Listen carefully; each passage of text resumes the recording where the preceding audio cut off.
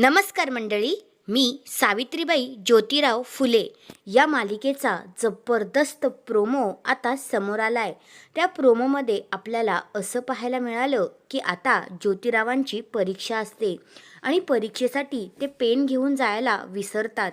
आणि मग आता सावित्रीबाईंना हे कळताच त्या धावत पळत आता ज्योतिबांचा पेन द्यायला आलेल्या असतात.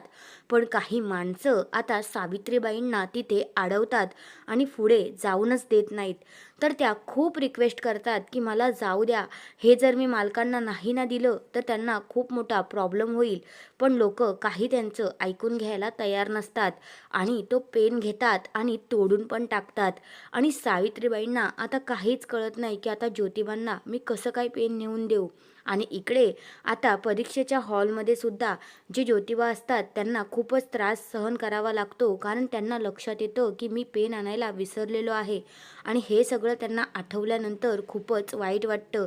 आता काय करायचं, आता परीक्षेचा दिवस आहे, आजच परीक्षा चालू होणार आहे आणि माझ्या हातात पेन नाही, आता कसं काय होणार, असा ते विचार करतच असतात. पण इकडे सावित्रीबाई असताना काही अशक्य आहे का? त्या लगेचच आता धावत पळत दुसरा पेन स्वतः तयार करतात. आणि आता लंगडत लंगडत त्यांच्या पायाला सुद्धा खूपच लागलेलं असतं बरं का. मग त्या लंगडत लंगडत इकडे ज्योतिरावांना पेन द्यायला गेलेल्या असतात. तर हा आहे तो जबरदस्त असा प्रोमो. यातून आपल्याला सावित्रीबाईंनी किती संघर्ष केला होता हे पाहायला मिळतं. तर तुम्हाला सुद्धा ही मालिका खूप आवडते का, ते मला कमेंट करून नक्कीच सांगा. आणि अशाच मालिकेंच्या प्रोमो रिव्ह्यूसाठी माझ्या चॅनलला नक्की सबस्क्राईब करा. धन्यवाद.